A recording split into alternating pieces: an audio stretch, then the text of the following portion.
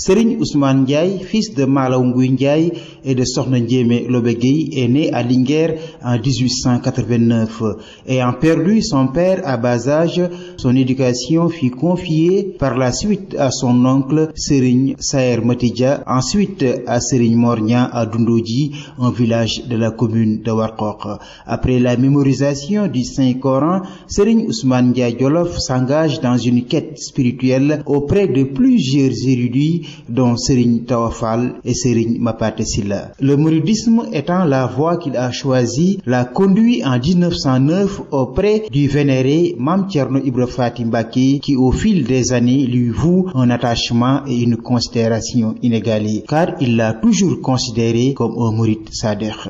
Fervent disciple de Borom Darou, Serigne Ousmane Ndiaye a activement participé à la fondation du village de Darou Mokhti en 1912. C'est en 1918 qu'il fut consacré cheikh, signe d'un accomplissement exemplaire auprès de son maître Mame Thierno Birahim Mbacké. Il retourne alors au Jolof, sa terre natale, dans le souci de mieux implanter, voire répandre le mouridisme. Avec patience, éthique et rigueur, il réussit à entretenir la flamme du mouridisme dans le Jolof, et c'est en 1973 qu'il quitte ce bas monde, laissant derrière lui des fils et petits-fils qui ne cessent de perpétuer ce legs, en passant par Serigne Moustapha Ndiaye, son premier khalife, et aujourd'hui Serigne Cheikh Awa Balla Ndiaye, actuel khalife.